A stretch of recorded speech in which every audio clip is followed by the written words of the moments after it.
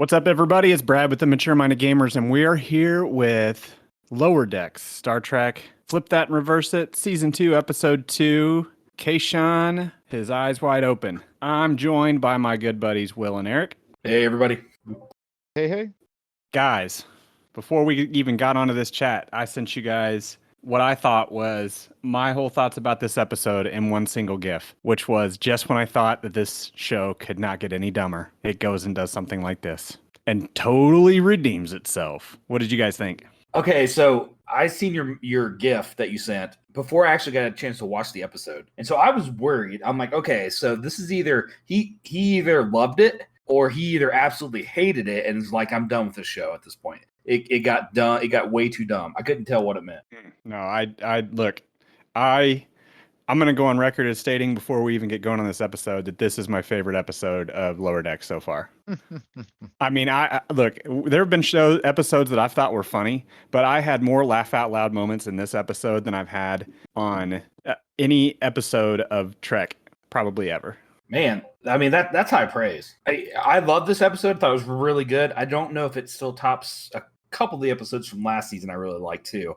But this was definitely a solid episode. I'm not saying that it's my favorite episode of Star Trek ever. It's the funniest. Probably the one. Yeah, well, I mean of Lower Decks for me, not of all Trek. Okay. Well, I mean, okay. Anyway, so why don't you give us a little bit of an update or a little bit of a description of what went on, Eric? I think you're the one that watched it last. Oh yeah, totally watched it with two kids arguing and playing. Yeah, okay. Let's go with this. So we start out and Captain Freeman is going on a mission to help a collector. Well, sorry, what do they call them? The Trader League or something? Oh, the Collectors Guild. You were right. The Collectors Guild. Okay, it didn't sound right. So a collector has died, and the Collectors Guild wants the Starfleet's help, and they have basically tagged in the Cerritos to come and help go through this inventory of this collector because the other collector references that he doesn't want to get disintegrated, I think is the word or something, by some kind of volatile museum piece or something to that effect. Basically, it seemed kind of a weird get to bring in Starfleet, but we soon find out the real reason why, right? Don't you guys think that this dude knew what was going to happen? I mean, I don't. I mean, so if you think back, I mean, do you remember the Next Generation episode that this is in reference to? Oh yeah. This is the collector that took Data at one time, and I think they even mentioned it in the episode. So, you know, I think he knew as being a part of the Collectors Guild that this was going to be a ship that was booby trapped. Yeah, that's what I'm saying. I think he knew what was going to go down. I think that's why he brought in Starfleet, because he knew shit was going to go south real quick. That was my point. Sorry if I didn't make it correctly, but no, that's okay. You're good. Yeah. So, anyways, we also find out that Freeman is being evaluated to get a promotion. We see the brand new security officer, which we had mentioned last season, but they didn't bring it up at all in the first episode this season. But we get to meet him, and who is it? I forget his name. But no, see, you jumped way ahead here. What about that whole Sonic shower scene at the very beginning? Oh my gosh, I completely forgot about that scene. Dude, that screamed of Starship Troopers, where they had all the people like joking and having a good time in the shower and whatnot on there, and it just was completely nonchalant. And on this one, when they cranked up the Sonic shower to, you know, make your eyes bleed, I don't know. I thought that was funny. It was funny. It was something you would never really think about. But, you know, they took us there, and I liked it. So, I mean, do you foresee in the future that's how we're going to shower together still? I mean, I don't know about showers. I mean, that's weird that you went there. But the Sonic showers, yeah, maybe. Sonic showers, yes. I meant more of the communal showering. Yeah. With the little see-through, very tiny divider. I thought that was kind of funny.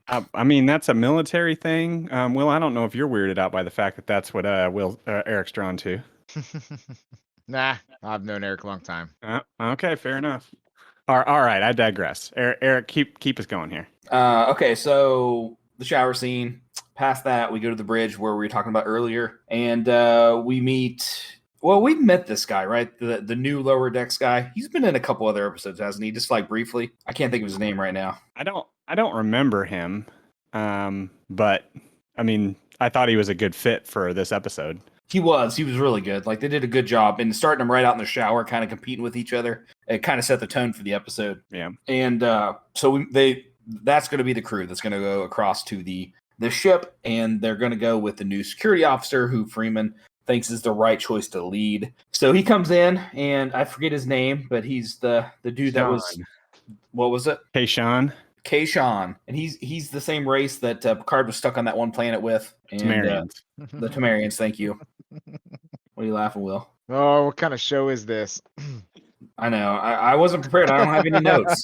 No, it's okay. It's okay. We kind of threw you under the bus here. I mean, it's fine. Keep going. You're doing great. So yeah. Anyways, they beam over and seen a lot of cool artifacts on the ship. Did you guys find anything that you were instantly pulled to, wanting to know more about an artifact? No, I loved seeing the game.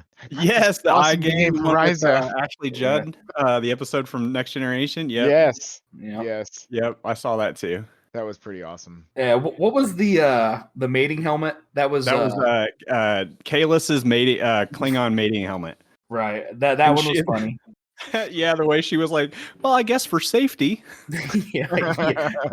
Poor Tindy. Right.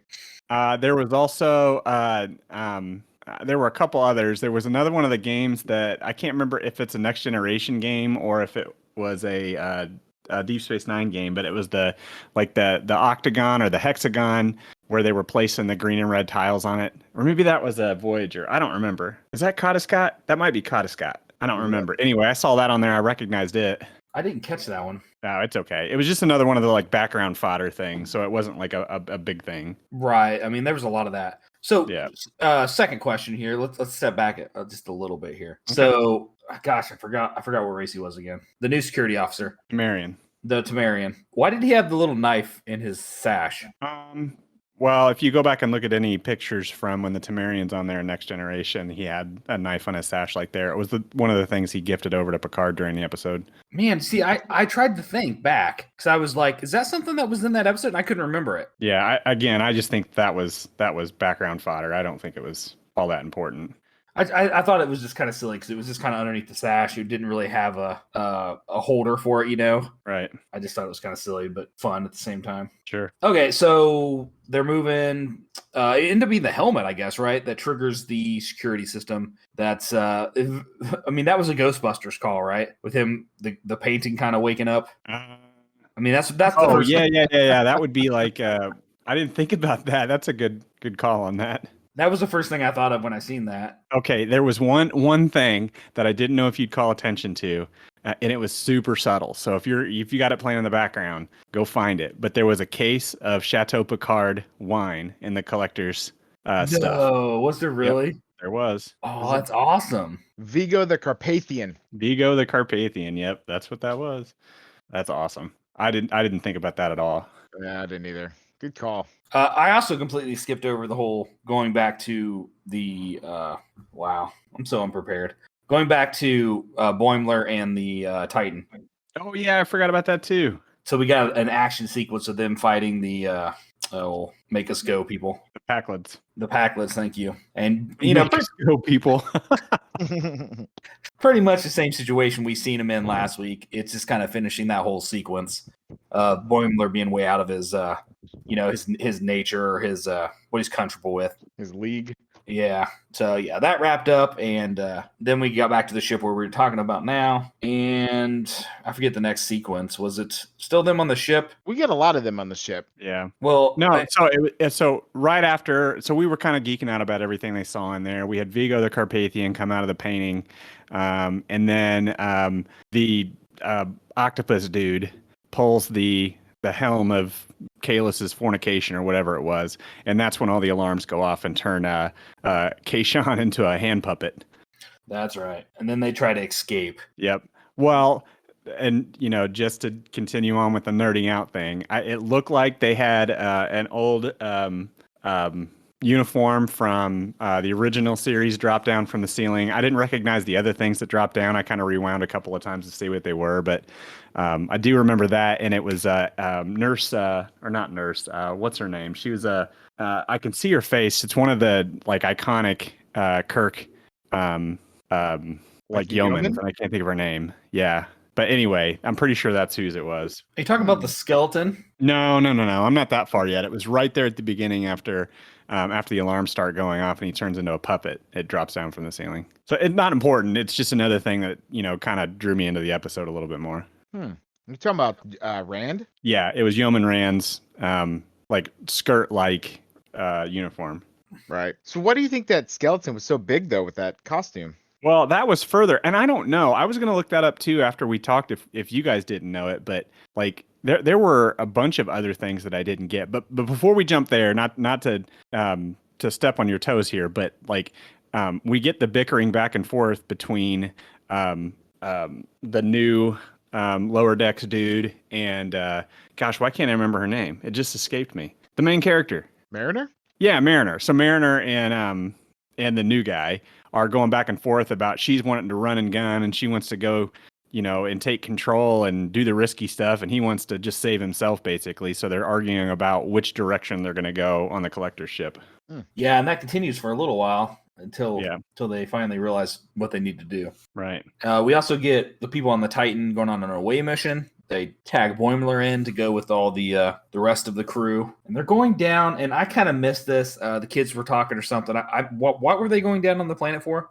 They were essentially going down to plant a homing beacon on the Pakled ship, and so they were supposed to be posing as miners on the Valerian mining colony. Okay, and I said Valerian, and now that I've said that, that's not wrong. Valerian's from Game of Thrones. Did you guys talk about Jet? Is that his name? Guy? Is it Jet? Isn't it? I don't know. I didn't catch his name. All I know is that was the other guy, the new guy.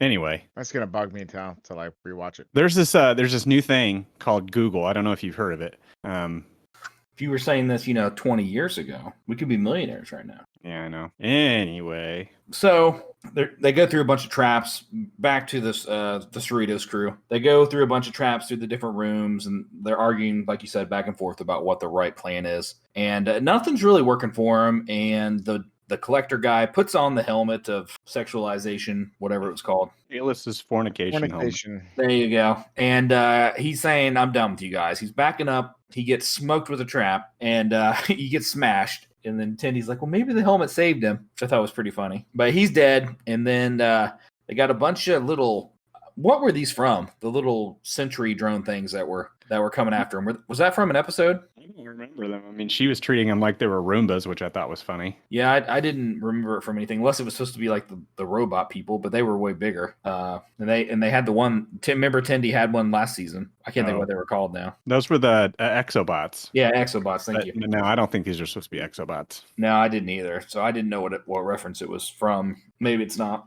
And so they keep fighting, and finally, I forget what actually allows them to realize that they need to let Tendy and what's his face lead. Well, they kind of had this moment where they were going back and forth. It was like, this is all your fault because you're trying to risk your life, and the new guy was like, or the Mariner was kind of like, no, it's all your fault because you're trying to play it safe. And then he was like, yeah, maybe I did, and she was like, oh, maybe I did, and they were like, I guess neither one of us should be in control. Well, then who's going to be who's going to be in command? And they look over to Tendy and Rutherford. Then they come up with a fantastic plan, right? Yep. They're going to melt some bones because they make good knives or something to that effect. Yep. And then they cut their way through a wall and they get into the Jeffrey tubes.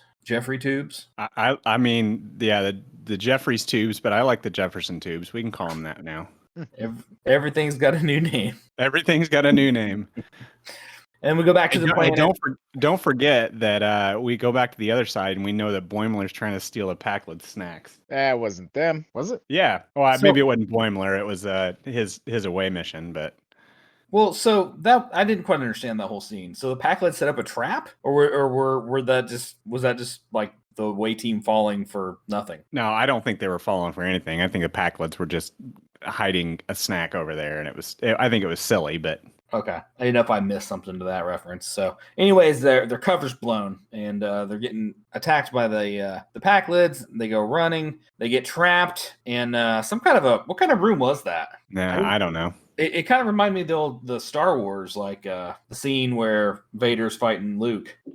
Like Cloud City? Nah, before that, like in the third movie, like the Death Star. Yeah, where he's fighting Luke and he gets knocked off or whatever. Huh. I don't know. But anyway, so this is when we start to see what's going to happen, I think. Did you all kind of start to feel it about at this point? Oh, heck yeah. As soon as he started talking about the fact that this was just like when Thomas Riker came around, yeah, I Right. knew what was going to happen at that point. Right. Right. And I like the little heart to heart that Boimler had with the away team, where he's like, "No, I'm tired of pretending like I like this. You know, I liked being on the Enterprise D, and I want to play in the band or the orchestra, or whatever he said." And you know, and even some of the other officers are like, "Well, yeah, you know, I wanted to be a scientist or something." I can't remember what all they said, but I thought that was kind of a cool little moment. One person joined Starfleet because they liked to beam places. Right. Yeah. He should have joined the Packlids, I think. But yeah, so they're facing their doom, right? The Packlids are tearing down the door. I like how they were ramming the saw into the door instead of actually like turning the saw on. Did you guys notice that? I didn't catch that. That's hilarious. Yeah. So Boimler comes up with a plan. He realizes this is just like what happened to Riker back when I forget the planet, but you know, when his whole situation. And so With he Thomas. Yeah, with Thomas. And he fixes the whatever was dampening the teleporters. I don't remember the right terminology there, but he fixes it, and Riker and his crew are able to beam over everybody except for Boimler. Strange, huh?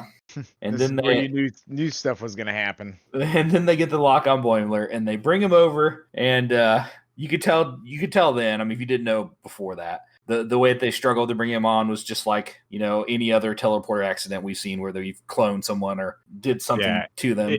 It was the specific set of events that occurred on the Thomas Riker one where they had to initialize the secondary confinement beam and et cetera, et cetera. I mean, it was all the same scenario. And they get him over and they're all happy and cheering and everything looks good. And then a shuttlecraft is coming up and it's Boimler 2.0 or 1.1, whatever you want to call him.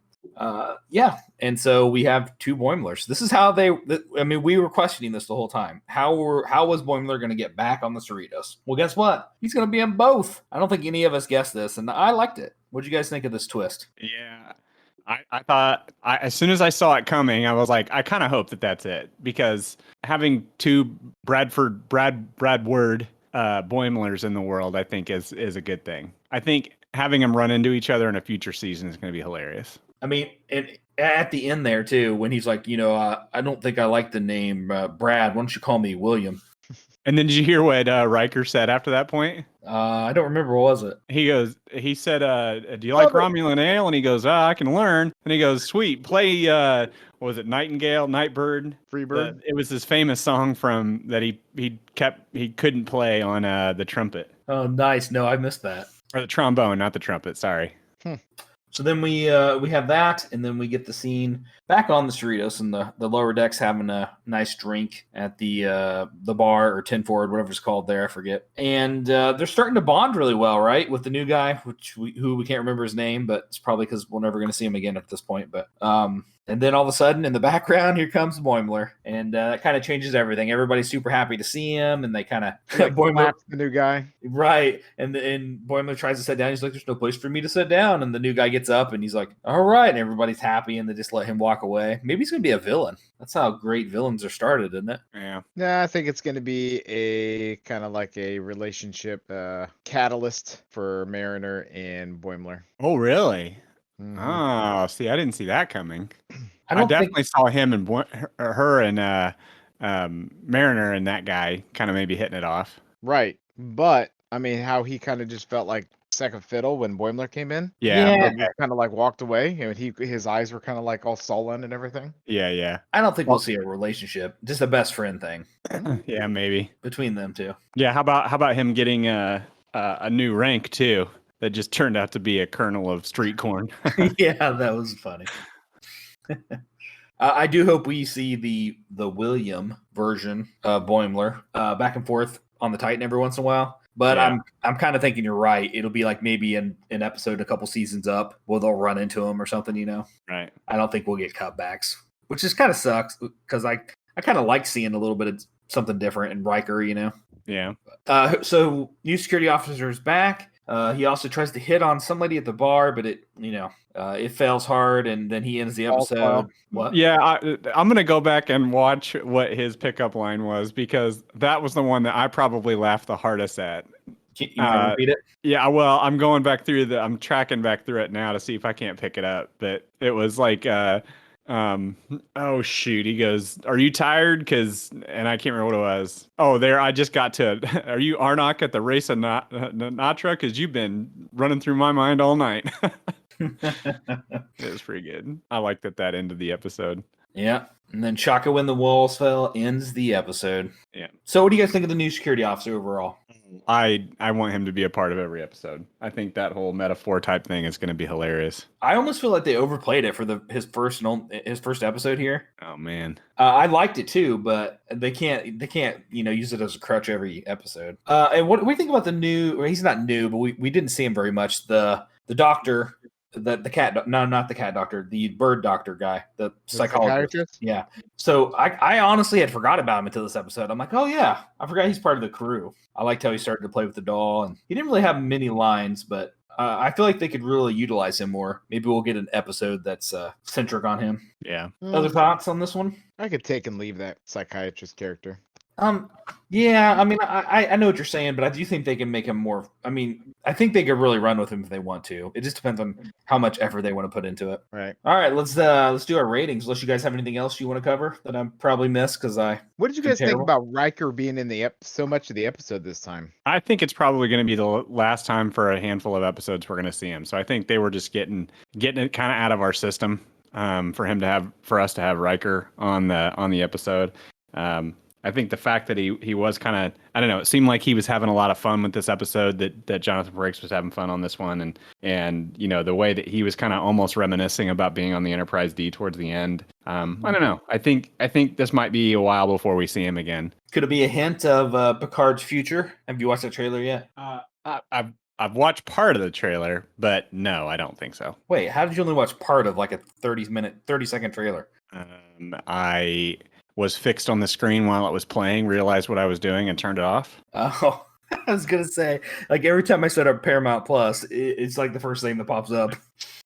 I totally think we're gonna see Worf, probably Geordi, definitely Riker in Picard season 2. I don't know about that. All right, let's rate this episode, guys. I'm gonna give this one a solid 8.5. No, I'm gonna take that back. I'm gonna give it a solid 9. Oh, way to stand firm on your beliefs there. I mean, it's only half a point. Well, I gotta say this was my favorite episode of Lower Deck so far. This one is, if this is a taste of things to come as far as like what they're gonna do with story as well as character development and action, this one is top notch, and I could not be happier with this episode. I watched this probably 3,000 or 4,000 more times and be perfectly content every time I watch it. This one is definitely a solid 10 for me. ooh, a whole 10. Bradley? Well, okay, so I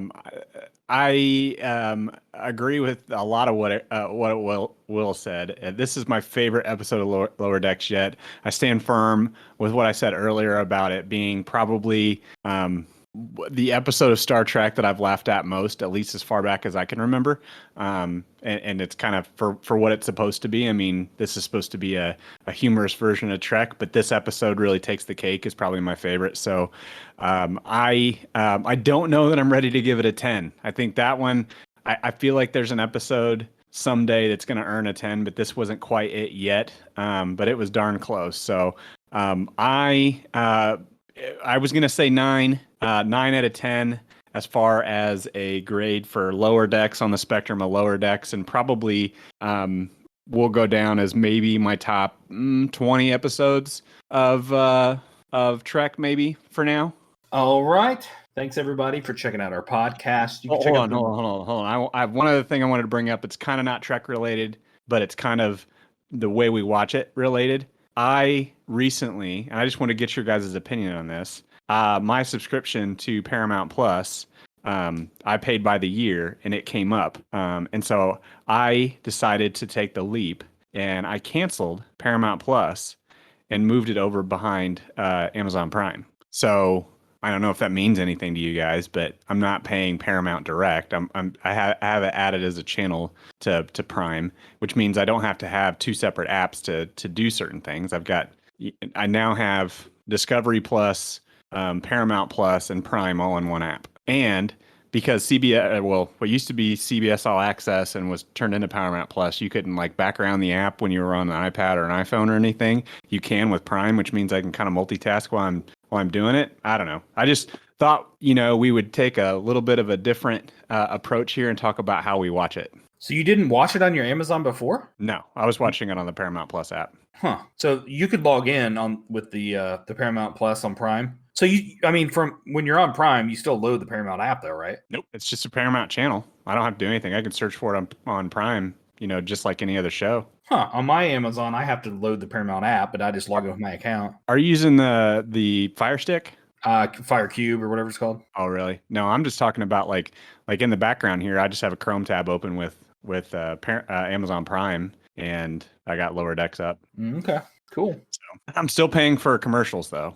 Oh my god, I can't do that. I'm sure it's better than what it was, but when they first launched that, and the commercials would just stop and lag, and you remember that? Remember trying to watch that? Yeah, I do. Oh, I remember trying to watch it that time we went out for Will's birthday, trying to watch it in that cabin. Yeah, that was bad. I mean, and that's the way it was. Like, it wasn't that bad because that was just bad internet. But it would even, like, at my house, like, it would still sit there and pause on commercials. Like, it was loading the commercial. It was annoying. So I had to do away with it. Well, anyway, just if all of our 3 watchers or 3 people downloading our episodes, if you were interested in how we watch it, I watch it now now through Amazon Prime. All right. We ready to wrap up? That sounds good to me. I won't interrupt you again. All right, everybody. Thanks for checking out our podcast. Don't forget to check out all the rest of our content on maturemindedgamers.com. Hop on our Discord, talk some Trek with us, maybe do some video games. We do board games, video games, Star Trek, D&D, and much more. Have yourself a great night.